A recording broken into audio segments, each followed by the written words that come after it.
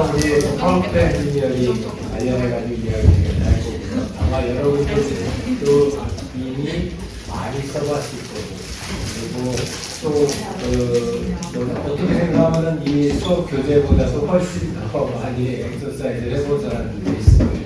우리도 요새도 교수들끼리 만나도 내가 이렇게 넣어가지고 강의안 이렇게 만들려고 그랬더니 이렇게 잘 만들어 오더라. 부터 시작해서 이런 얘기를 갖다 일상생활 대화에서 제일 많이들 합니다.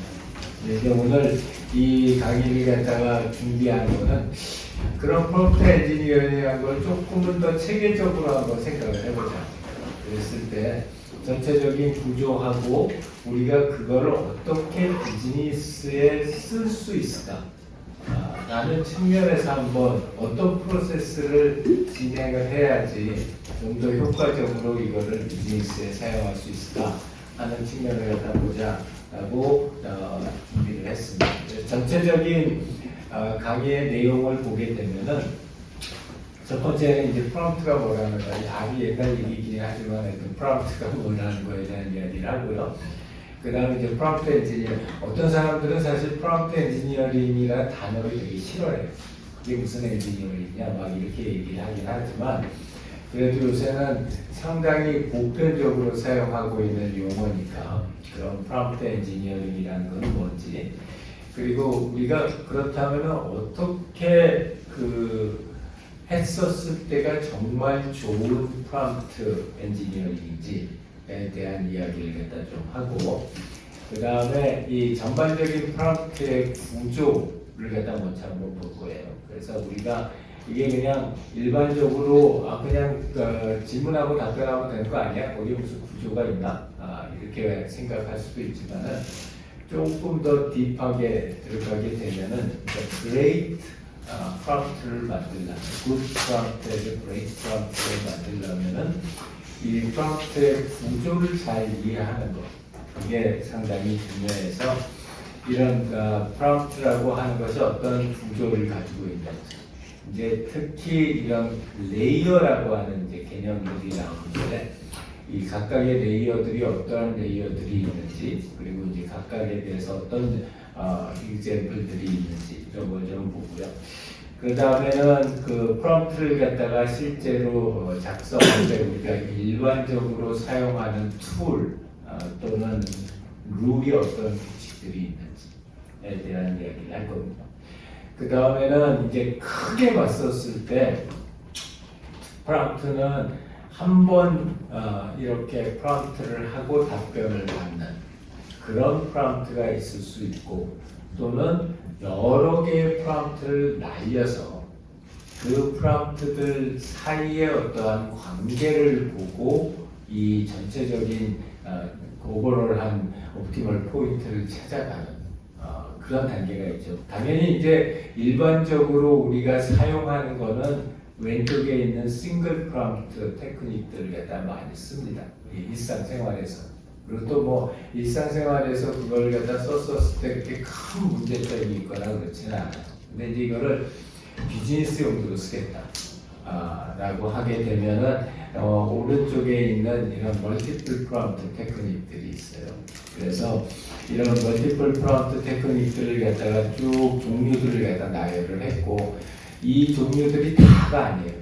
이것 말고도 훨씬 더 많은 종류들이 있어요. 그래서 이제 그 중에서 특히 많이 쓰는 종류들을 갖다 여기에다가 제시를 했고, 그것들 중에는 나도 한 번도 안 써본 것들도 많아요.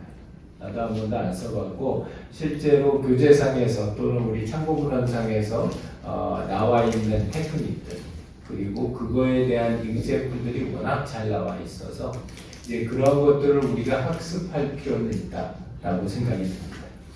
이제 그 다음에 우리가 이걸 갖다가 실제로 요것만 가지고 프롬프트를 할 수도 있지만 이거를 엑스터널 모델하고 연결시켜서 프롬프트를 할 수 있는데, 이제 대표적인 케이스가 레그라고 우리 지난 시간에도 얘기했던 레그 모델하고 리액트라고 하는 모델이 있어요. 그래서 실제로는 이제 제품에서는 리액트 모델들 꽤 많이 써요. 그래서 이제 이것도 뭐 여러분들이 막 들어가서 내가 리액트 모델 어떻게 만드냐 이 수준까지 갈 필요는 없다. 근데 우리가 리액트 모델을 갖다가 쓸 때에는 어떻게 쓸 것이냐 하는 것들에 대한 이야기들을 갖다가 좀 하도록 하겠습니다. 역시 지난주와 마찬가지로 우리가 진도를 빼는 것보다는 각자 궁금한 사항들을 같이 나누는 게 더 중요하니까 중간중간이라도 궁금한 사항이 있으면 언제든지 질문을 해주고요. 우리 동재가 이제 왔으니까 나중에 우리 시간 날 때 동재님 발표도 마무리하고 그렇게 하도록 할게요. 자, 그래서 프롬프트라고 하는 거는 이제 아주 옛날에 우리 도스 시스템에서부터 그 유래가 됐고, 그러니까 이 프롬프트라고 하는 건 결국 사람들한테 알려주는 거예요. 무슨 뭘 알려준 거냐면 내가 레디돼 있다.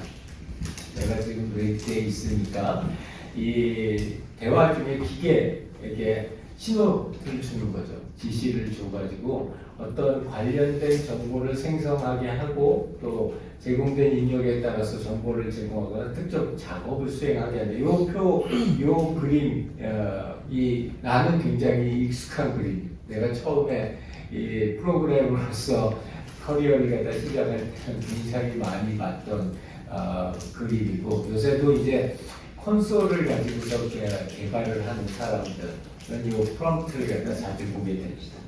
그래서 결국에 프롬프트라는 걸 갖다 조금 쉽게 얘기하자면은 사람하고 그 다음에 AI 시스템이 있는데 그 사이에 인터페이스다. 이렇게 생각하면 제일 편할 것 같아요. 그러니까 그 사람과 사람의 어떤 의도가 있죠. 나는 뭐뭐를 갖다 하고 싶다. 라는 사람의 의도가 있고, 그 다음에 실제로 그거를 작업하는 AI 시스템이 있다면은 그 중간에 다리 역할을 하는 게 프롬프트다. 그래서 결국에 이제 제일 좋은 거는 우리가 아주 우리가 생각하고 있는 의도를 AI 시스템이 잘 이해할 수 있게 그렇게 프롬프트를 갖다가 작성해 주게 되면 당연히 나오게 되는 결과물의 퀄리티도 매우 좋겠죠. 근데 실제로 이게 어떤 정해진 교과서가 딱 있어서 어떤 내용을 갖다가 하려면은 프롬프트를 이렇게 쓰면은 그게 최적의 프롬프트입니다. 이렇게 규정할 수 있는 방법은 내가 아는 법에서 없습니다. 현재의 수준은 아마도 이런 식의 가이드라인을 따라서 프롬프트를 갖다가 쓰면은 이 가이드라인을 따르지 않았을 때보다는 좋은 결과를 낼 겁니다. 라는 것 정도가 현재의 수준입니다. 그래서 우리가 할 일은 여기에 이 프롬프트 엔지니어링과 관련되어 있는 가이드라인들을 잘 숙지하고, 그 다음에 이 결국 우리가 생성형 AI를 쓴다는 것은 프롬프트 엔지니어링을 한다는 건데, 그런 프롬프트 엔지니어링을 할 때 우리가 생각할 만한, 우리가 기대할 만한 적정한 수준의 아웃풋을 AI 시스템으로부터 받아낼 수 있는 그 프롬프트를 만들어내는, 그게 우리가 할 일이다 라고 생각을 합니다. 물론 뭐 본인들이 우리는 생성형 AI 안 쓰고 가겠다, 그것도 한 가지 옵션 중에 하나예요. 우리 이제 요번 클래스에서는 우리가 생성형 AI 쪽을 갖다 포커스를 해서 AI 비즈니스를 하고, 그거는 우리 수업 첫 번째 시간 때 가급적이면 생성형 AI 쪽을 갖다가 써서 진행을 했으면 좋겠다라고 이야기를 하기는 했지만, 그러나 꼭 생성형 AI만을 써야 될 건 아닙니다. 그래서 이 프롬프트를 우리가 피할 수는 없을 거다. 생성형 AI를 쓰게 되면은. 나는 여기 이 그림이 되게 인투이티브했어요. 여러분들도 아마 그랬을 것 같은데, 이 왼쪽에 있는 사람이 있고 오른쪽에 AI 엔진이 있는데 여기서 표현을 아주 잘했어요. 이 프롬프트 엔지니어링이라는 거는 결국 AI라는 아이에게 퀘스천을 가지고 가이딩 해주는 거라고 이렇게 설명을 갖다 했는데, 그게 굉장히 적절한 표현이다. 그러니까 결국 우리가 이 AI 엔진을 통해 가지고 뭔가 답을 갖다 얻고자 하는데 그 아이의 수준이 어린아이 수준이다. 어린아이 수준인데 그 어린아이한테 우리가 원하는 대답을 갖다가 얻고자 한다면은 그 어린아이가 잘 이해할 수 있는 수준의 질문을 해줘야지. 그래야지 그 아이가 우리한테 그런 우리가 생각하는 기대 수준에 맞는 그런 답을 갖다가 해줄 수 있다라는 거죠. 나는 요새 그런 생각을 해. 제일 요새 그 뭐라고 그럴까요? 많은 오해 중에 하나가 이 대상이 되는 AI 시스템을 어느 정도의 지적 수준을 가지고 있는 상대방이라고 생각하느냐. 특히 이제 생성형 AI나 이런 얘기들이 나오고 또 전문가들이 얘기할 때 이렇게 했더니 내가 쓴 것보다 훨씬 잘 썼어. 이런 얘기들을 갖다 이렇게 들을 때마다 그러면 생성형 AI 모델의 지적 수준은 전문가를 갖다가 훨씬 뛰어넘는 지적 수준을 가지고 있다고 생각할까? 라고 생각할까? 나는 그게 제일 위험한 오해라고 생각해요. 그러니까 무슨 얘기냐면은 현재 AI 생성형 AI 시스템은 어린 애 수준이다. 그런데 무지무지하게 뭔가를 많이 알고 있는 애예요. 그래서 그 애한테 모든 걸 다 맡기고 네가 알아서 대답을 해라 라고 하면은 그 나온 대답에 대한 퀄리티를 우리가 담보할 수 없는 경우가 많을 거예요. 그렇기 때문에 기본적인 가정은 AI, 현재 생성형 AI는 우리가 앞으로 많이 가르쳐야 하는 초등학생 정도의 수준을 가지고 있는 대상이다. 대신에 뭔가 되게 많이 주워 얻어들었다. 그런 정도의 수준을 가지고 있는 시스템이기 때문에 이제 우리가 이거를 갖다가 잘 질문을 해서 우리가 원하는 그런 대답을 갖다가 도출하도록 그런 질문들을 갖다가 제일 잘 만드는 거는 우리 어른들의 몫이다. 이렇게 생각을 해요. 그래서 어떻게 생각하면은 과연 그러면은 진짜 기존에 우리가 굉장히 익숙한 검색 엔진이나 또는 우리가 굉장히 익숙하게 잘 쓰고 있는 프로덕티비티 툴하고 생성형 AI가 과연 다를까? 다르긴 다르죠. 왜 다르냐면 뭔가를 제너레이트 한다는 점입니다. 그래서 뭔가를 제너레이트 한다는 점은 굉장히 다르지만 그 제너레이트 하는 것의 품질은 우리가 초등학생한테 정확하게 디렉션을 줘서 만들고자 하는 그 수준을 갖다가 만들어낼 수 있는 딱 그 정도의 수준이다 라고 생각하고 나는 생성형 AI를 하고 또 그걸 갖다가 비즈니스에 응용하고 이렇게 진행을 합니다. 혹시 관련해서 커멘트? 네, 준영님. 그 교수님이 말씀하신 거가 이제 지난주에 있었던 뉴스가 생각이 나서 그런데 네. 모 국회의원이 한국은행 그 총재한테 네. 그 챗GPT가 금리 결정에 대해서 반응을 동결시켜라 이렇게 얘기를 했는데 뭐 한 달에 35,000원이면 되는 건데 이거를 한국은행의 위원들로 해야 되냐 뭐 이런 얘기가 사실 나왔잖아요. 근데 제가 궁금했던 게 이제 교수님이 이제 프롬프팅을 얼마나 잘하느냐가 되게 중요하다고 말씀을 하셔서 분명 제 생각에는 그 국회의원이 프롬프팅을 엄청 정확하게 했을 것 같지는 않고 그러니까 되게 간단하게 진행을 했었을 것 같은데 보시기에 나중에 이런 프롬프트 엔지니어링이라는 부분이 어떤 전문가들에게 그 도입이 된다고 했었을 때 정책 결정이나 아니면 법률 이쪽에서 사실도 AI를 도입한다는 얘기도 많이 있고 그랬을 때 그런 사람들이 나중에는 역할이 그 결과물에 대해서 결과물이 맞는지 틀리는지에 대해서 판단을 하는 사람이 될 것인지가 첫 번째 궁금하고 그리고 사실 근데 그 전문가들의 의견이 되게 주관적이기 때문에 어떻게 보면 GPT가 말하는 내용들이 객관성이 더 있을 수도 있다는 의견도 있을 것 같거든요. 그래서 그거에 대해서 어떻게 생각하시는지 궁금해요.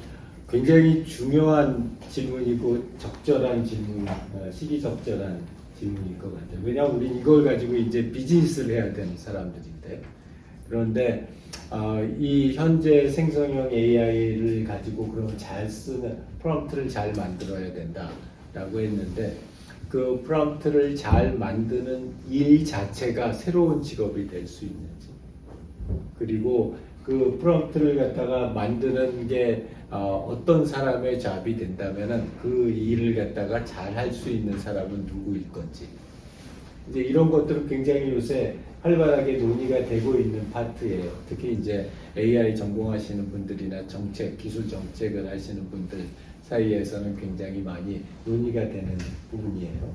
자, 조금 좀 극단적인 케이스가 그 한국은행 케이스이긴 하겠지만, 우리가 지금 생각했었을 때 그렇다면은 오늘 우리가 수업 시간에 할 프롬프트 엔지니어링 자체가 하나의 전문 분야가 될 수 있을까요?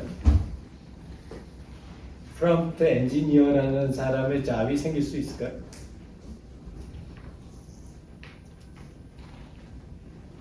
호수님? 단기적으로는 필요할 수 있다고 생각하지만 장기적으로 봤을 때 그 직업이 그렇게 유의미할 것 같지는 않습니다.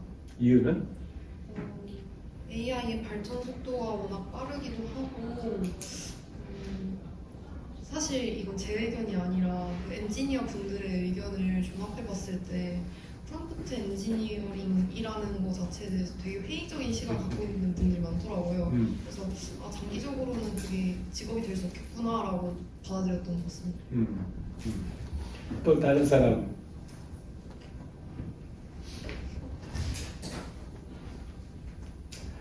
그 많은 엔지니어들은 프롬프트 엔지니어링은 말을 잘못 붙였다, 또는 너무 팬시하게 붙였다 라고 이야기를 해요. 근데 나는 본질적으로 보면 그것도 엔지니어링이라고 생각해요. 왜냐하면 엔지니어링이라는 거의 데피니션이 뭐냐면 결국에는 우리가 솔루션이 없는 어떤 문제에 대해서 다양한 솔루션을 생각해보고 그걸 실제로 솔브할 수 있는 어떤 형태의, 뭐 그게 컴퓨터가 될 수도 있고 소프트웨어가 될 수도 있는데 무엇인가를 갖다가 만들어내서 그걸 테스트하는 거, 그게 엔지니어링. 그러니까 그런 의미에서 봤었을 때는 내가 뭔가의 답을 갖다가 얻고 싶고 그 답을 갖다가 얻기 위해서 이 뭔가를 갖다가 구체적인 걸 만들고, 여기서는 프롬프트겠죠. 구체적인 걸 만들고 그 만들어진 것이 해당되는 상황에서 반복적으로 잘 사용될 수 있다는 것을 검증하면, 그러면은 그것도 충분히 데피니션 자체는 엔지니어링이 될 수 있다라고 생각을 하는데, 근데 뭐를 엔지니어 하느냐에 따라서 의견들이 많이 달라질 것 같아요. 그러니까 예를 들어서 내가 우리 뭐 어저께 제일 많이 나왔던 신문에 방송에 많이 나왔던 그 뭐죠? 알람 머스크 회사에서 우주선 쏘아 올렸다가 추진체 다시 가지고 내려와서 착륙시킨 거, 확실히 엔지니어링이죠. 그리고 어마어마하게 많은 시간과 노력과 그리고 그거에 따른 어마어마하게 큰 베네핏이 있었어요. 자, 그렇기 때문에 그럼 과연 프롬프트라고 하는 거를 일반인이 아닌 어떤 전문가가 그거를 다른 사람들보다 훨씬 더 많은 시간과 노력을 써서 결과를 만들어낸 결과가 일반인들이 하는 것보다 훨씬 더 좋은 그런 퀄리티의 아웃풋을 갖다가 낼 수 있을까? 나는 문제는 그거라고 생각합니다. 문제는 그거라고 생각하고, 일반적으로 우리가 예측했을 때 아마 그렇지 않을 거다. 특히 지금부터 지금 당장은 프롬프트라는 게 굉장히 뭐라고 그럴까요? 낯설기 때문에 이런 것들을 갖다 한다는 것 자체가 어떤 그 굉장히 밸류를 가져다 줄 수는 있겠지만 그걸 갖다 시간이 지나고 나서 되면 일반 사람들에게 상당히 보편적인 스킬이 될 거다. 그렇게 되면은 그걸 갖다 잘했다고 하는 것 자체로서 어떤 그 말하자면 큰 밸류를 갖다 생성하지는 못할 거다. 그런 생각들이 대부분의 전문가들 사이에서 있습니다. 네. 찬미님. 네. 다가 다른 얘기일 수도 있겠지만 제 생각에 프롬프트 엔지니어링이라는 것은 제 기존에 있던 인공지능 개발자, 그러니까 엔지니어분들이 이것을 도맡아하고 있다면 좀 다른 얘기일 수도 있는데 저는 UX랑 매우 직결되어 있다는 생각이 드는데요. 왜냐하면 결국에 서비스를 이용하는 분들의 행동이나 서비스 플랫폼 내에서의 행동을 심하게 보고 패턴을 보고 거기에 규칙을 정의해주고요. UX 디자이너분들이 이런 부분을 좀 많이 배워야 된다고 생각을 하거나 내지 프롬프트 엔지니어 내지 인공지능 엔지니어분들이 그런 걸 좀 많이 알아야 된다는 생각을 하고 있습니다. 왜냐하면 보다 정확한 대답을 주기 위해서는 그 질문을 던지는 이용자들의 행동 양태를 좀 파악을 해야 되고 해야 된다는 생각이 듭니다. 그것도 굉장히 좋은 포인트고요. 그래서 우리가 이제 보통 UX를 한다라고 하면은 우리 여기 그 전공하는 사람들도 있지만 UX를 한다고 하면은 단순히 어떤 정보를 어떻게 가공해서 그걸 갖다가 보여주느냐, 들려주느냐 이런 것들을 UX가 하는 일이다라고 생각을 갖다 해 왔어요. 근데 나는 한 5년 전서부터 이런 주장을 했는데 그것도 물론 UX의 범위 안에 들어가긴 하겠지만 결국 UX의 범위의 가장 큰 범위는 우리가 목표로 하는 경험을 어떻게 제공해 줄 것인가에 대한 구체적인 방안을 만들어낼 수 있는 사람, 그 사람이 UX 엔지니어다. 난 이렇게 생각을 해요. 그래서 그런 측면에서 본다면은 최근에 나오고 있는 대부분의 시스템에서 AI가 빠진 시스템은 거의 없어요. 그러기 뭐 지금은 꽤 있을런지 모르지만 점점 없어질 거예요. 그렇기 때문에 결국에 UX의 관점에서도 이런 생성형 AI에 대한 디테일을 갖다 아는 것이 되게 중요하다. 특히 지금 창민님 얘기한 대로 이건 사람과의 인터페이스에 직접적으로 연결이 돼서 그렇기 때문에 UX 하는 사람들은 특히 생성형 AI 쪽에 대한 관심을 많이 가지고 있어야 된다. 그런 점에서는 나는 100% 동감합니다. 혹시 또 다른 질문, 코멘트? 네, 준영님? 저 하나 그냥 짧게 궁금해요. 저번에 제일 처음에 딱 설명해 주셨을 때 그 블랙박스 문제 해결하기 위해서 이제 explainable AI를 만든다고 하셨는데 그러면 만약에 그 문제가 해결이 되면 어쩌면 프롬프트 엔지니어링 문제가 해결이 되는 건지 역으로 갔었을 때 네. 잠깐 배경 설명을 갖다 하자면은 약간 다른 퍼스펙티브이긴 해요. 어떻게 다른 퍼스펙티브냐면 이제 생성형 AI가 어떠한 아웃풋을 냈다. 인풋에 대해서. 근데 이 아웃풋을 갖다가 어떻게 냈는지에 대해서 설명을 해주는 이게 XAI, Explainable AI라고 하는 건데 너무 뭐 약간 뭐라고 해야 될까? 창피한 또는 조금 아쉬운 점은 뭐냐면 요새 나오고 있는 XAI는 대부분 겉모습만 X. 이게 뭐냐면 실제로 그 LLM 모델의 어떤 부분이 어떻게 작동해서 요 문제가 요렇게 풀려졌다 라고 답변을 주는 게 아니라 답변을 만들어내고 나서 그 답변을 사람들에게 납득할 수 있게 설명하는 형태로 만들어요. 그러니까 앞뒤가 바뀐 거죠. 답이 벌써 나왔고 그 답에 대한 설명을 부차적으로 만들어내는 그런 형태로 XAI가 만들어지고 있어요. 내가 이거는 왜 창피하냐는 거냐면 나도 그렇게 만들어요. 그렇기 때문에 그렇게 만들 수밖에 없는 이유는 AI 모델이 너무 복잡하고 방대해지다 보니까 그 모델 안에 있는 내용들을 바탕으로 해서 사람들에게 의미 있는 설명을 한다는 것이 무지무지하게 어려운 일이 돼서 이제 그렇게 하다 보니까 그것보다는 내가 그 안에서 어떻게 만들어져가지고 나왔는지 잘 모르겠는데 일단 나온 답은 이 답이 나왔어. 그러면 이 답을 사람들한테 이해하기 편리하게 설명하자.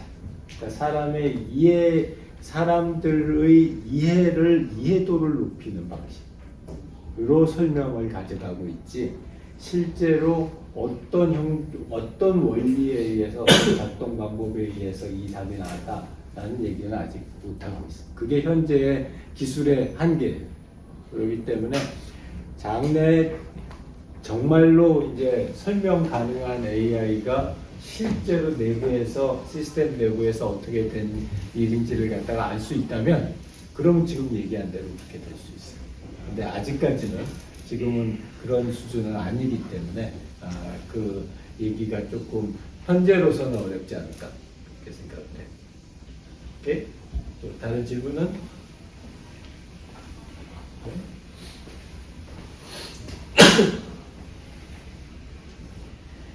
자, 그래서 그 프롬프트 엔지니어링 이제 중요한 목표는 우리가 어떤 모델 출력, 특정한 우리가 생각하는 수준의 뭔가가 있어요. 나는 그러니까 생성형 AI가 만들어 주는 거를 그대로 쓰겠다. 그러니까 우리가 직접 뭔가를 갖다 만드는 게 아니라 생성형 AI가 만들어준 그런 아웃풋을 갖다 그대로 쓰겠다라는 거는 되게 위험합니다. 예를 하나 들자면은, 이제 우리가 하루에도 한 1,500명한테 파는 서비스가 있어. 그 서비스가 뭐냐면, 사람들이 이제 이런저런 심리 관련된 응답을 하고, 그 다음에 그걸 응답하는 동안 HRV라고 하는 디지털 바이오마커를 갖다 써서 걔네들을 갖다 모아가지고 사람들한테 당신이 지금 어떤 심리 상태인지를 건강검진하는 식으로 제공해주는 서비스, 마음검진이라는 서비스가 있어요. 우리 조교가 거기에 팀장이에요. 그래서 마음검진 팀의 팀장인데, 이제 결과가 나오면은 그 HRV라는 결과가 나왔을 때 그 HRV라고 하는 거의 결과가 숫자로 쭉 나와요. 리얼타임으로 숫자로 쫙 뭐 LFA, HF가 어떻게 되고 RMSSB가 어떻게 되고 막 이런 숫자들로 쭉 나오는데, 이제 그걸 갖다 사람들한테 그걸 가지고서 사람들한테 이해할 수 있게 설명해줘요. 그래서 그 설명하는 방법을 갖다가 우리가 챗GPT를 통해서 또 다른 생성형 AI 모델을 통해서 시범을 해봤어요. 그걸 해보면서 우리가 느꼈던 게 뭐였냐면, 우리가 어떤 결과를 원하는지가 정해져 있어요. 우리는 사용자들한테 요런 설명문을 출력시키고 싶다 라는 목표가 정해져 있고, 그 목표를, 그럼 내가 이 목표를 컨시스턴트하게 내기 위해서는 프롬프트를 어떻게 작성해야 될까? 이런 사고방식으로 진행을 해야지, 우리의 목표가 없이 생성형 AI가 만들어주는 결과를 우리가 준용해서 그냥 내겠다. 이렇게 하는 경우에는 그 뭐라고 할까, 중구난방 이러고 하는 경우가 우리는 경험을 했어요. 그 경험을 해서 이 생성형 AI를 쓰더라도 내가 원하는 이 아웃풋은 이런 아웃풋이 나왔으면 좋겠다라는 거에 대한 구체적인 목표가 설정이 되어 있어야지, 그걸 어떻게 만들어내는지는 그거는 우리 생성형 AI가 한다고 할지라도 그 목표는 정해져 있어야지 우리가 이 효과적으로 이걸 할 수 있겠다라는 생각이 들었습니다. 자, 그래서 여기에서 보는 것처럼 실제로 프롬프트가 들어가고 아웃풋이 나오는데, 결국 어떻게 이 프롬프트를 갖다가 잘 만들어서 내가 목표로 하는 아웃풋으로 내보낼 수 있느냐 하는 것들을 갖다가 목표로 하고요. 그래서 그 목표로 하는 것들은 사실 지금 잘 모를 수도 있어요.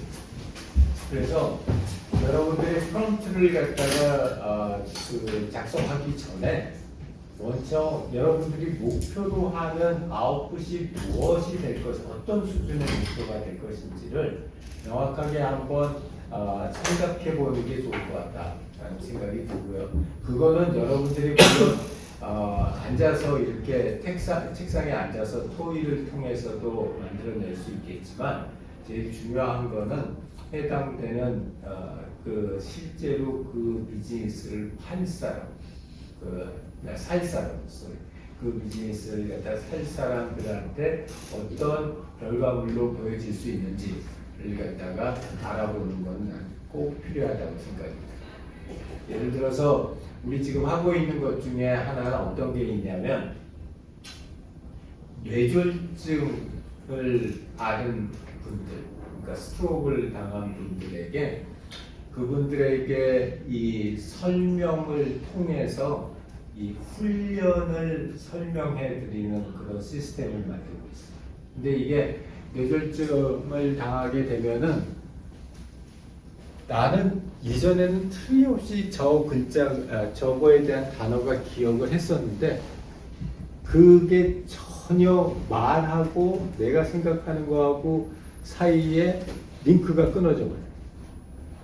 그러니까 이게 어떻게 되냐면 옛날에는 이게 분명히 내가 캔이라는 걸 알고 있었는데 지금도 내 머릿속에서는 얘가 캔이라는 걸 알고 있는데 얘 이름이 생각이 안 나요. 이게 어페이지아라고 하는 병인데 의외로 되게 많아요. 의외로 되게 많고 그래서 저걸 갖다가 하는데 저 훈련하는 방식이 이 기계가 그러니까 우리가 만든 이 소프트웨어가 이 사람이 주로 어떤 부분에서 메모리가 망가졌는지 그 부분을 갖다가 찾아가서 그 망가진 부분에 있는 단어들을 계속 만들어 가지고 그 사람으로 하여금 발음을 해보게 하고 그 다음에 발음된 내용을 피드백을 줘서 이런 부분이 틀렸으니까 다시 발음해 보라는 걸 계속 반복해서 학습. 굉장히 뭐라 그럴까 피곤하고 그리고 굉장히 레이버 인텐시브하고 그래요. 그래서 이제 이런 작업을 갖다가 하는데 그러다 보니까 제일 컴플레인이 많은 사람이 누구냐면 보호자. 왜냐면 보호자가 옆에서 그걸 갖다가 계속 도와줘야 되는 거예요. 6개월 동안 그걸 해야 돼요. 얼마나 힘들겠어요. 이제 그러니까 그런 사람들을 갖다 도와주기 위해서 우리가 생성형 AI를 통해서 그 보호자한테 주는 설명을 갖다가 만들자. 그래서 그 설명을 만들어 가지고 그 설명을 보호자한테는 그 생성형 AI가 만든 설명을 주고 환자한테는 우리가 만들어낸 태스크를 갖다가 인공지능 엔진을 통해서 레코멘데이션 하는 태스크를 주자.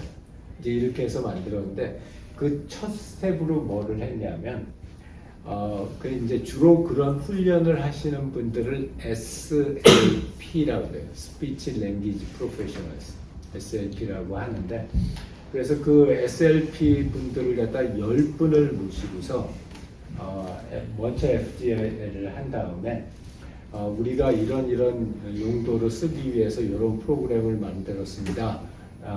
프로그램이 없을 때는 설명으로 그냥 해도 돼요.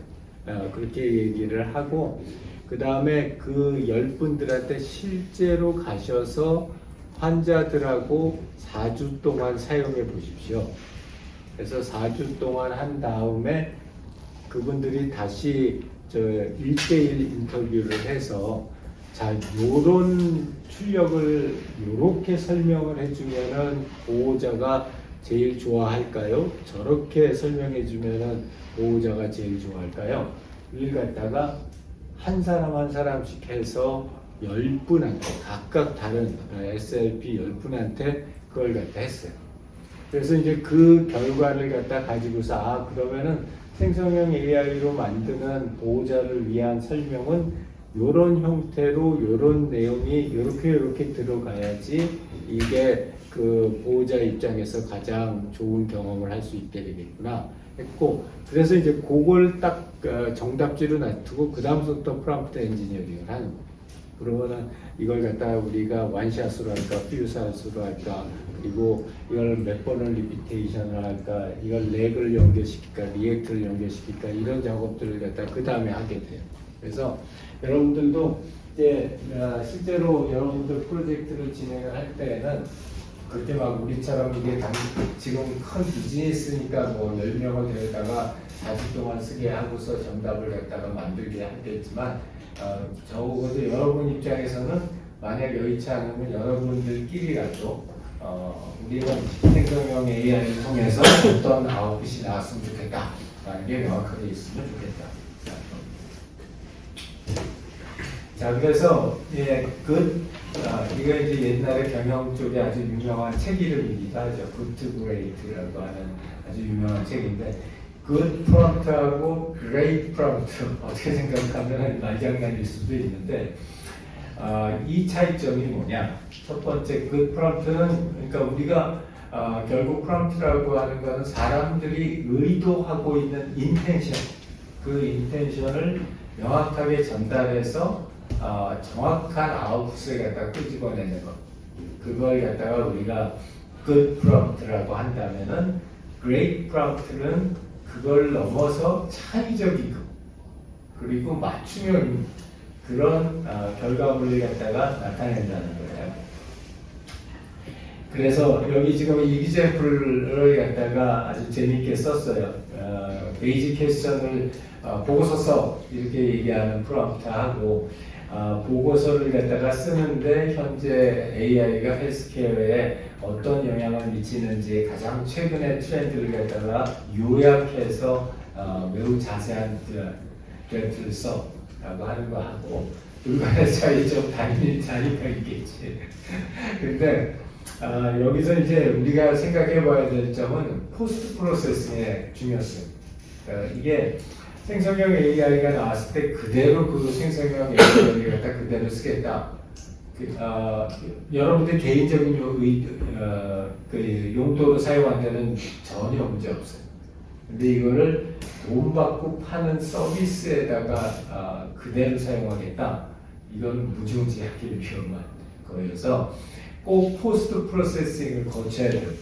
포스트 프로세싱을 거쳐야 되고, 뭐 포스트 프로세싱은 간단하게는 사람이 육안을 보고서 검토하는 것도 있겠지만 실제 알고리즘을 통해서 또 이 생성형 AI를 반복적으로 사용해서 그렇게 해서 포스트 프로세싱을 진행하기도 해요.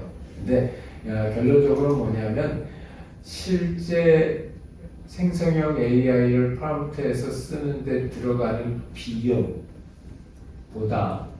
포스트 프로세싱 비용이 훨씬 더 많이 들고 그렇기 때문에 우리가 이런 그레이트 프롬프트를 만든다고 하는 거의 주 목적 중에 하나는 이 포스트 프로세싱 이용과 그 업무의 양을 줄이는 것. 그게 주 목적. 이게 주 목적이기 때문에 이제 여러분들이 비즈니스 목적으로 생성형 AI를 쓴다. 꼭 생각해 봐야 될 거는 첫 번째 만들어내는 프롬프트 사용료도 중요하지만 그렇게 해서 나온 거를 서비스화하기 전에 포스트 프로세싱 우리가 어떻게 할 거고 그거에 대한 예산은 얼마만큼이나 될 거다 라는 거에 대한 얘기를 꼭 해줘야 돼요. 그래서 이게 이제 일반적으로 우리가 프롬프트 그러면 그냥 글 한 줄 쓰고서 그냥 답변 나오는 걸 갖다가 프롬프트라고 생각을 하지만 실제로 프롬프트를 갖다가 구성하고 있는 레이어라는 입장을 가지고 있어요. 그 레이어라고 하는 입장은 뭐냐면 우리 포토샵 레이어 생각하면 거의 잘 생각이 될 거예요. 어떤 포토에든지 다 적용되는 기본적인 레이어가 있죠. 그 다음에 거기에 아주 세부적인 레이어를 갖다가 표시해주는 그런 레이어가 있고 그 세부적인 요소들 사이에 순서를 설명해주는 그런 레이어들도 있고 이게 이제 결국적으로는 다 모여져서 실제 데이터하고 결합되었을 때 레이어들도 있어요. 그래서 일반적으로 프롬프트 그러면 싱글 레이어가 아니라 여기에 나와 있는 것처럼 4개의 레이어로 프롬프트를 이해하자는 거예요. 그래서 우리가 어떤 하나의 프롬프트 라인이 있다. 그러면은 이런 생각을 하는, 여기에 컴포넌트 레이어는 뭐지? 여기에 엘리먼트 레이어는 뭐지? 여기에 레시피 레이어는 뭐지? 그리고 그랬을 때 결국 결과적으로 나오게 되는 프롬프트는 어떤 모습으로 나오지? 하는 것들이 레이어가 하나씩 쌓여져 간다. 그래서 결론적으로는 프롬프트 레이어를 우리가 쓰기는 하지만 그 앞에 있는 레이어들을 갖다가 우리가 같이 생각을 해봐야 된다라는 거죠. 이런 컴포넌트 가장 이제 기본이 되는 게 컴포넌트 레이어인데 이 컴포넌트 레이어는 여기 밑에 보이는 것처럼 거의 모든 물론 옵셔널하게 될 수도 있지만 거의 모든 프롬프트는 여기 동그라미에 있는 5개의 컴포넌트를 가지고 있다. 그게 왼쪽서부터 여기 태스크가 있고 그 다음에 인스트럭션이 있고 그 다음에 컨텍스트가 있고 그 다음에 파라미터가 있고 그 다음에 인풋이 있어요. 이 5개는 모든 프롬프트에 거의 공통적으로 들어가는 요소들이에요. 얘네들 중에서 여기에 있는 애들도 가끔가다 빠질 때 있어요. 인풋이 없을 때도 있고 또는 파라미터가 없을 때도 있고 또는 컨텍스트가 없을 때도 있어요. 그러나 태스크나 인스트럭션도 없을 때도 있어요. 그럼 진짜 간단하지. 태스크만 딱 쓰는 거니까. 근데 대부분의 케이스는 요 5개의 컴포넌트를 가지고 있고 우리가 추천하는 거는 여러분들이 양질의 결과를 얻기 위해서는 가급적이면은 이 5가지의 컴포넌트를 다 사용을 해라. 이 5가지의 컴포넌트를 다 사용해서 프롬프팅을 했었을 때 우리가 원하는 결과를 갖다가 조금 더 효과적으로 얻을 수 있다라는 거예요. 그래서 태스크, 인스트럭션, 컨텍스트, 파라미터, 그 다음에 인풋 이렇게 해서 5개의 컨텐츠가 있고 이런 컴포넌트들을 갖다가 가지고 있었을 때 우리가 어떤 생성형 모델을 쓰던 어떤 도메인이 가든지 간에 그 해당되는 생성형 모델을 하고 조금 더 클리어하게 의사소통을 할 수 있다. 그래서 여기 태스크는 첫 번째 이제 뒤에 가가지고 우리가 각각 여기에 보면은 이그젠플들을 갖다 이렇게 놔뒀어요. 그래서 여러분들이 이그젠플 보면은 저런 5개구나 쉽네 이런 생각 들 거예요. 그래서 결코 어렵지 않아요. 자연어고 우리가 사람들이 다 이해하는 말이기 때문에 결코 어렵지 않고 예를 들어서 태스크라는 건 뭐냐면 AI가 수행해야 하는 특정 작업들 뭐 답을 해라, B를 답을 써라, C를 써라, 이미지를 만들어라 이런 것들처럼 실제로 해야 되는 일 여기에 얘기하는 것처럼 창업가 정신에 대한 에세이를 써라, 소셜 포스트를 써라 그렇게 하는 그 자체가 하나의 태스크가 되죠. 그 다음에 그 두 번째 인스트럭션이라고 하는 거는 그때 그 태스크를 할 때 이런 규칙이나 가이드라인으로 형식, 특성 또는 구조를 설명할 수 있죠. 그러니까 예를 들자면은 그 글은 500자리 이내야 된다. 그리고 벌써 1인칭 시점에서 써라. 이렇게 하게 되면은 인스트럭션을 갖다가 추가적으로 주는 게 되고요. 그 다음에 이 AI가 그 작업을 더 잘 이해할 수 있으려면 배경 정보를 제공해 줍니다. 여기서는 어떤 예시 같은 걸 줄 수 있죠. 그러니까 여기 이 example처럼 근데 그 소셜 포스트를 쓸 때 그걸 갖다 버락 오바마 연설문 같은 또는 스티브 잡스 연설문 같은 그런 스타일로 써라. 그럼 이거는 컨텍스트를 주는 거예요. 나는 개인적으로는 결국 가장 핵심은 컨텍스트에 있다고 생각해요. 어떤 컨텍스트를 정확하게 주느냐에 따라서 여러분들이 받게 될 그런 이 결과물에서 가장 큰 차이가 난다라고 생각을 합니다. 그 다음에 이제 파라메터라는 거는 AI 동작에 영향을 미치는 메타 변수들, 우리 프롬프트 전에 일반적으로 보통 이미 설정이 돼요. 뭐 확률 설정을 한다든지. 그래서 이런 것들은 결국 나오는 결과물이 얼마나 창의적이냐라는 걸 갖다 우리가 사전에 결정할 수 있고요. 그래서 인풋 같은 경우에는 옵셔널해요. 그래서 어떤 편집할 이미지나 또는 완료할 텍스트 같은 능력을 갖다 선택적으로 선택할 수 있고요. 뒤에서 예를 갖다 보게 되면은 use the following idea to write motivational articles about mindfulness for entrepreneurs. 창업자들을 갖다 위한 마인드풀니스에 대한 어떤 동기부여를 해주는 아티클을 써라. Emphasize the importance of mental clarity. 정신이 또렷해야 되고 내적으로 평화로워야 된다. 비즈니스에서 석세스를. 나 요새 이 두 가지가 별로 없는 것 같긴 한데 그리고 이 엔터프리너스가 이제 곧 관련된 내용들에 대해서 이야기를 갖다 드릴 거다. 그러면은 여기에 태스크는 모티베이셔널 아티클 쓰는 거죠. 모티베이셔널 아티클 쓰는 거고, 인스트럭션은 뭐 멘탈 클리어리티나 이너피스, 비즈니스 성공을 위한 이런 것들의 중요성을 강조하라는 거고, 컨텍스트는 이제 막 사업을 시작하려고 하는 그런 창업가들한테 줄 연설문이다, 아티클이다. 라는 거고, 그리고 이 연설문에 대해서 그 안터프렌십이라고 하는 것들이 이제 곧 시작을 할 거다. 뭐 이런 얘기들 갖다 쭉 해주게 되면은 우리가 만들어내는 그런 아웃풋들이 좀 더 구체적으로 우리 결과물에 비슷해진다라는 겁니다. 그리고 7가지 가이드라인을 제시를 갖다 하고 있어요. 그래서 첫 번째는 아까 얘기했던 것처럼 무엇을 할 것인지에 대해서 명확하게 구체적으로 설명하다. 그러니까 이게 모티베이셔널 아티클도 사실은 되게 저거 하죠. 좀 러프하죠. 그러니까 예를 들어서 나 같은 요새 이제 많이들 하는 것 중에 30분짜리 500명을 대상으로 해서 AI 헬스케어 비즈니스에서 AI가 어떤 역할을 할 수 있는 것에 대해서 발표 자료를 만들어줘.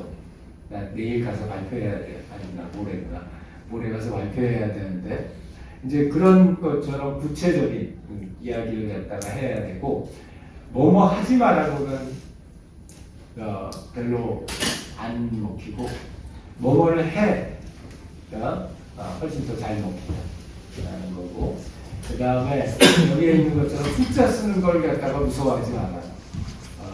영어로 한 문장 몇 개 써줘 하는 것보다는 2문장에서 3문장 사이로 써줘. 이게 훨씬 더 구체적이라는 거고. 그 다음에 태그를 붙인다든지 제한 조건을 갖다 붙인다든지 하는 것들을 갖다 사용하라는 거고, 아웃풋도 우리가 갖고 싶은 아웃풋, 내가 PPT 파일로 갖고 싶다. 그럼 PPT 파일이라고 명시를 갖다 하는 거고, 나 제이슨으로 갖고 싶다. 그럼 제이슨으로 갖고 싶다고 얘기를 하는 거고, 그 다음에 이제 실제로 제일 많이 사람들이 할루시네이션 문제를 갖다 하기 때문에 이런 얘기들 많이 하죠. 그래서 모델 보고 직접 베리파이 하라고. 그러니까 만약 네가 모르면은 그냥 모른다고 해요. 만들지 말고. 이런 얘기들 갖다 직접적으로 인스트럭션으로 넣어주고요. 그 다음에 이 첫 번째 익스플레인 하고, 그리고 앤서를 설명을 갖다 달라고 해라. 안 그러면은 이제 반대로 가게 되면 justify 하니까, 정당화 시키니까 이렇게 먼저 익스플레인 하고 그 다음에 앤서를 갖다 달라고 해라, 순서를. 이런 것들을 갖다 일반적인 커먼한 가이드라인들로 룰로서 제시를 합니다. 자, 혹시 여기 관련돼서 질문이나 코멘트 있어요? 호수님? 혹시 이런 컴포넌트들을 스텝 바이 스텝으로 하나씩 추가해가면서 프롬프팅하는 게 효과적인지. 그거 좀 이따 강의할래요. 정말. 네. 근데 그냥 얘기를 하면은 하나씩 추가적으로 하는 게 훨씬 더 정확해요. 네, 훨씬 더 정확하고, 또 그랬을 때 미싱되는 파트도. 혹시 그 처리에 이제 후속 처리가 말하는 게 후속 프롬프팅인지 아니면은 렉이라든지 그런 걸 활용한 다른 이제 기술적인 부분인 건지가 궁금했어요. 둘 다 할 수 있는데 보통은 후속 처리를 할 때에는 그 두 가지 컴포넌트를 다 써요. 우리 같은 경우에 보면은 일단 첫 번째 프롬프트를 해가지고 나오는 explanation하고 answer가 나오면은 그걸 갖다가 실제 생성형 모형을 통해서 베리파이를 한 번을 해요. 그러고 나서 그 나온 결과에 대해서 사람이 직접 봐요. 그래서 이게 물론 이제 그 시스템의 경중에 따라서 틀리겠죠. 그러니까 아주 막 엔터테인먼트 왜 둘이서 지금 그렇게 서로 싸워? 둘 간의 이 시스템의 성격에 따라서 다르긴 하겠지만 굉장히 크리티컬한 시스템, 예를 들어서 의료 시스템. 그렇게 되면은 우리처럼 연속적으로 몇 번에 걸치는 베리피케이션 해야 되는 거고, 뭐 just for fun으로 만든 시스템이다. 그러면 거기까지 안 하더라도 이걸 통해 가지고 우리가 어떤 사회적인 무리를 일으키거나 그럴 점들은 없는지 그런 것들은 포스트 프로세스입니다. 가연님? 포스트 프롬프팅은 계속 지속적으로 해야 되는 거지 아니면 사업 초기에 한번 하면 되는 거지? 그건 굉장히 클리어하게 답해줄 수 있는데 지속적으로 해야 돼요. 그럼 사업의 중에 끝날 때까지 계속 그게 교과서예요. 교과서의 답은 그 답이고, 그러면 내 회사는 그걸 지속적으로 하냐 못해. 처음에 하고 그러고 한 주기적으로 한 달에 한 번, 두 달에 한 번 이런 식으로 해서 이제 점점 주기를 갖다가 늘려가기는 하는데 처음에 넣었었을 때 서비스에 넣었었을 때는 지속적으로 포스트 프로세싱을 합니다. 여러분들이 상상하는 것보다 훨씬 더 많은 오작동이 나고요. 그리고 보통들 그래서 개발자들이 요구하는 게 뭐냐면 금요일 날 시스템 런칭하지 말아달라. 그러면은 이제 토요일 일요일 날아가고 대형 사고가 발생을 하니까 대부분 개발팀 이제 런칭은 보통 서비스 런칭은 개발팀장 아니면 CTO가 정하거든요. 그런데 대부분 월요일 날 해요. 월요일 날 해가지고 그러면 런칭하고 나서 월화수목금은 24시간 집에 못 가고 사무실에서 풀 스탠바이 한다. 그렇게 생각하고 그때 프로덕트 런칭을 해서 그때는 풀리 포스트 프로세싱 합니다. 또 다른 질문? 계획 없으면은 지금 현재 11분인데 21분에 만나서 마지막 세션 진행을 할게요. 자, 시간 관계상 전체적인 구조를 여러분들한테 전달하는 게 되게 중요할 것 같아서 크게 세 가지 테크닉으로 나눕니다. 첫 번째 테크닉은 가장 간단한 기본적인 거. 그래서 이거는 싱글 프롬프트. 하나의 프롬프트를 어떻게 잘 작성할 수 있을까? 그래야지 우리가 원하는 그런 목적을 달성할 수 있을까? 이게 싱글 프롬프트 테크닉이고, 컴바인 퓨 프롬프트, 멀티 프롬프트라고 하는 거는 프롬프트 자체가 여러 개.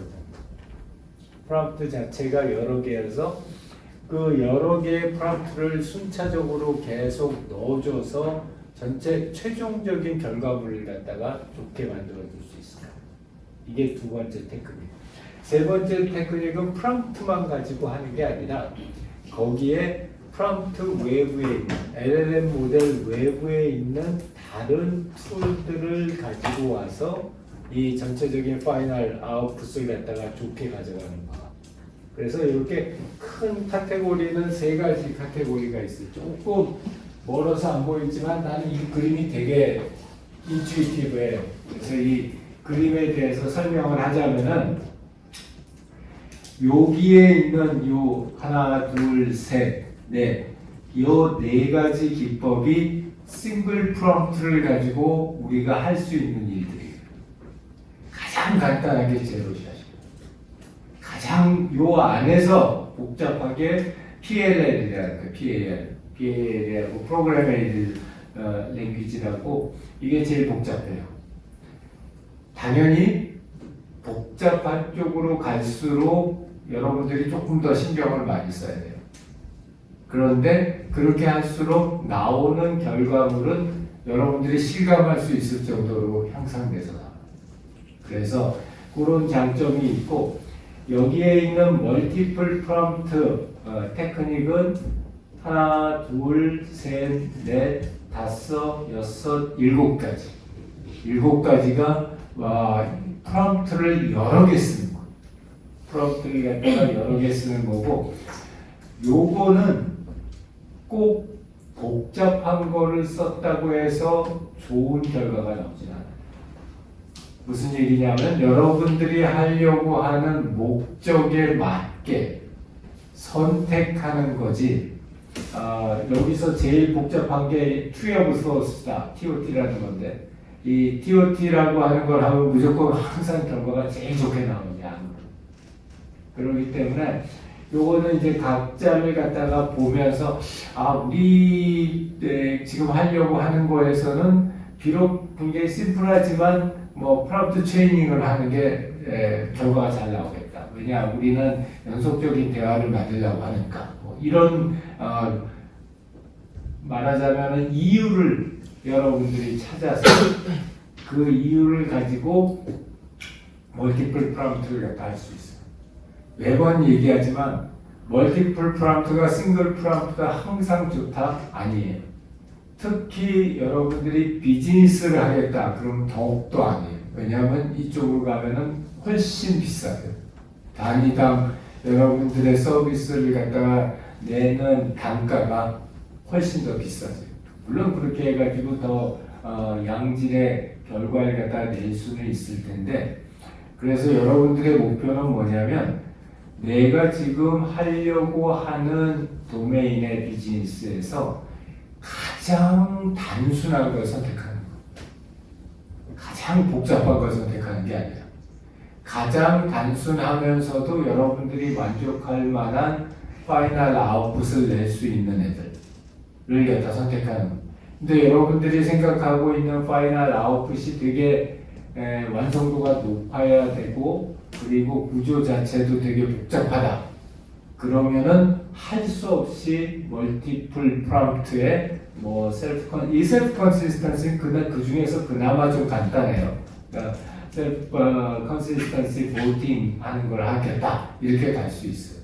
이렇게 갈 수 있는데, 그건 이제 여러분들의 그 프로젝트의 성격에 따라서 다르다라는 거고, 이제 외부에 있는 엑스터널 툴들을 갖다가 가져오는 방법은 우리가 지난주에도 얘기했던 렉, 그러니까 외부에 있는 엑스트라 데이터베이스를 가져오는 거. 그래서 렉을 갖다가 할 수도 있고, 그 다음에 리액트라고 하는 툴을 갖다가 가져올 수도 있어요. 우리 리액트라고 하는 거는 데이터베이스뿐만 아니라 실제로 그 데이터베이스를 가져와서 칼큘레이션, 계산을 하거나 추론을 하는 것까지를 포함해서 가져올 수 있어요. 그래서 이런 리액트 툴을 쓴다는 거는 상당히 많은 투자를 필요로 해요. 데이터도 있어야 되고, 또 그 데이터를 가지고서 우리가 추론하는 것까지를 별도의 시스템으로 만들어서 갖다 붙이는 거니까. 그렇기 때문에 그렇게 사용 사례가 아직 많지는 않아요. 그리고 이제 이거 각각을 갖다가 보게 되면은 이제 이 관련되는 각각의 테크닉에 대해서 우리가 원리를 설명을 하고, 그 다음에 각각의 테크닉이 실제로 사용된 샘플들을 갖다가 쭉 달아놨어요. 하나에 하나씩. 그래서 일단 샘플 하나를 갖다가 보게 되면은 이런 제로샷, 퓨샷, 체인 오브 소, PAL 이렇게 네 가지가 싱글 프롬프트 테크닉인데, 이 제로샷 같은 경우에 프롬프트 이거 하나 주면은 레스폰스 하나 나오는 거. 그래서 가장 심플한 태스크죠. 퓨샷은 하나, 둘, 셋, 넷 여기 예제에서 보게 되면은 이 사례를 주는 거예요. 이그젠플을 갖다가 줘서 이렇게 이그젠플을 줬는데 마지막 얘는 뭘까? 라고 해가지고 답을 갖다 구하는 거.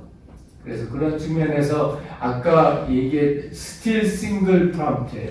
스틸 프롬프트는 한 개지만 프롬프트 안에서 샷이 여러 개 그런 케이스가 되는 거고요. 체인 오브 소트라는 아까 우리 호수님이 질문했던 이걸 갖다가 한 번에 이 한 프롬프트 내에서 한 번에 이렇게 쭉 하는 것도 있고 한 프롬프트 내에서 여러 번 나누어서 질문하는 게 있는데 그 나누어서 질문했었을 때 성능이 더 좋아지느냐 그래서 아까 좋아진다라고 얘기를 갖다 했는데 그것이 요 체인 오브 소트 싱글 프롬프트에서의 체인 오브 소트예요. 아까 제로샷하고 퓨샷 얘기했잖아요. 제로샷은 인스트럭션을 그냥 주는 거고 퓨샷은 익sem플을 같이 주는 건데 이 두 개 다 COT를 적용할 수 있어요. 그래서 퓨샷에도 COT를 갖다 적용할 수도 있고 제로샷에도 COT를 적용할 수 있어요. 그러니까 내가 강조하고자 하는 것은 인디펜던트하게 사용할 수 있다는 거예요. 체인 오브 소트는 내가 제로샷을 하던 퓨샷을 하던 상관없이 인디펜던트 할 수 있게 하는 거예요. 여기까지는 단가에 영향을 미치진 않아요. 왜냐하면 프롬프트 하나당 단가를 치기 때문에 여기까지는 하나의 프롬프트예요. 하나의 프롬프트이기 때문에 여러분의 코스트에 영향을 미치지 않아요. 그러면은 싱글 프롬프트로 이 안에다가 체인 오브 소트를 무제한으로 넣어서 우리 하나의 프롬프트지만 무지무지하게 긴 프롬프트를 만들면은 싼 값에 정확한 데이터를 갖다가 정확한 결과를 갖다가 낼 수도 있지 않나요? 내 답변은 낼 수도 있어요. 낼 수도 있는데 이제 그런 거를 하려면은 이 싱글 프롬프트를 갖다가 어마무시하게 열심히 고민해서 싱글 프롬프트를 갖다 작성을 갖다 해야 돼요. 혹자들은 그게 프롬프트 엔지니어링이라고 오해하는 사람들도 있어요. 싱글 프롬프트를 어떻게 작성하느냐? 아니에요. 싱글 프롬프트를 갖다가 어떻게 작성하느냐는 프롬프트 엔지니어링의 3분의 1이에요. 3분의 1이고 나머지 3분의 2는 아까 얘기했던 것처럼 멀티플 프롬프트를 어떻게 만드느냐 그리고 외부의 엑스터널 툴을 어떻게 붙이느냐 하는 것까지가 다 포함됐었을 때가 프롬프트 엔지니어. 그렇기 때문에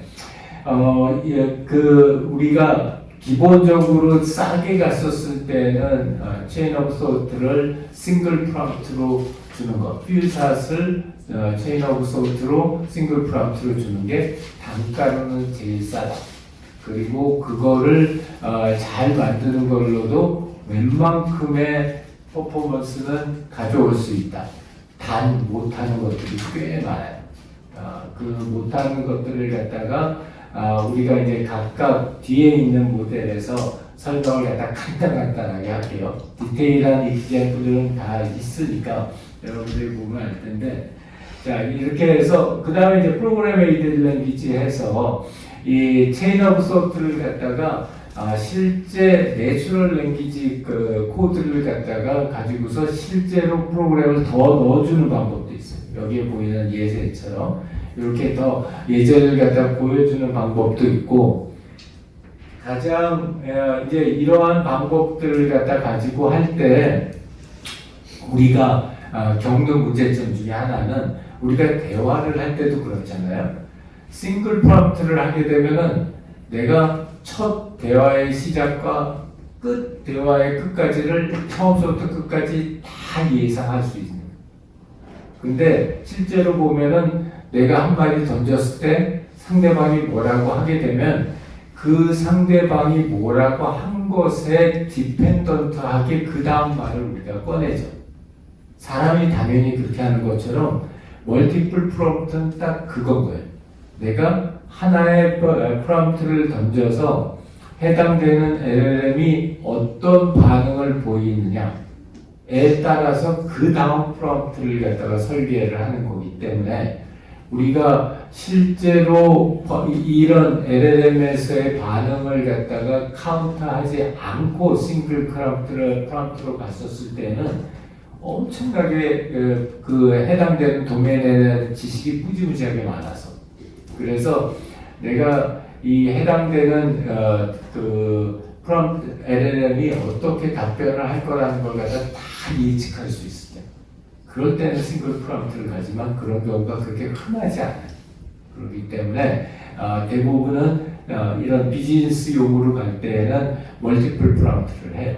멀티플 프롬프트를 하고 그런 방법은 크게 세 가지예요.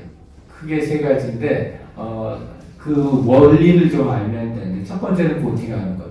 이건 하나뿐이 없어요. 셀프 컨시스턴시라는 방법인데 이건 뭐냐면은 쉽게 얘기하면은 프롬프트를 싱글 프롬프트를 여러 번 날리죠. 여러 번 날리고 나서 우리는 뭐 1000번씩 날려요. 1000번씩 이렇게 날리고 나서 그 1000번 날린 결과들을 갖다가 다 모아놓고 나서 그 중에서 제일 컨시스턴트 하나를 뽑는 거. 그게 보팅, 컨시스턴시. 그래서 생각보다 그렇게 어렵지 않죠. 보팅 같은 경우. 근데 이제 디바이드 앤 컨커로 가면 이제 복잡해져요. 이게 작업 자체가 복잡하죠. 작업 자체가 복잡할 때 그 작업들을 갖다가 서브 작업들로 나눠서 그래서 각각의 서브 작업별로 프롬프트를 주는 이게 이 디바이드 앤 컨커 방식이에요. 여기에는 디렉셔널 스티뮬러스, 제너레이트 날리지, 프롬프트 체이닝, 체인 오브 테이블, 리스트 투 모스트 프롬프트 이렇게 해가지고 하나, 둘, 셋, 넷, 5가지 방식이 있고요. 이것보다 훨씬 더 많아요. 이것보다 훨씬 더 많은데 그나마 그 중에서 지금 우리가 당장 쓸 수 있는 레벨 또는 이게 상당히 머티리얼이 많이 있어서 우리가 학습할 수 있는 것들이 이렇게 5가지 정도가 있다. 그 얘기는 무슨 얘기냐? 사람들이 이제 생성형 AI를 단답식의 질문 답변을 하는 간단한 태스크가 아니라 실제 업무에 활용하고 있구나. 그렇기 때문에 실제로 이런 복잡한 태스크들을 갖다가 활용할 수 있게 이런 여러 가지 작업들을 하는 거예요. 그래서 이 안에 있는 지금 각각의 강의 자료를 보면은 각각에 대한 설명들하고 각각에 대한 사례들이 있어요. 예를 들어서 제너레이트 날리지 이건 뭐냐면 프롬프트를 날리기 전에 먼저 날리지 그러니까 지식들을 갖다 찾아와가지고 쌓아주는 거예요. 그리고 걔를 아까 우리가 이야기했던 컨텍스트, 정황의 형태로 해서 시스템에다가 미리 넣어주는 거예요. 그러면은 이런 우리도 그러잖아요. 사람이 해당되는 지식에 대해서 무슨 대화를 하고 싶으면은 그 도메인에 있는 난리지를 미리 학습하고 그 다음에 사람의 대화에 나서는 것처럼 그런 난리지를 갖다 해주는 거예요. 체인 오브 테이블, 프롬프트 체이닝 같은 거는 어떤 거냐면 내가 서브 태스크를 사람이 나눠서 하나의 큰 일이 있다. 예를 들어서 내가 학기말고사 준비를 한다. 엄청나게 큰 일이다. 근데 그걸 갖다가 사람이 나눠서 그래 나는 회계원리 준비를 하고 그 다음에 파이낸스 준비를 하고 그 다음에 마케팅 준비를 할래.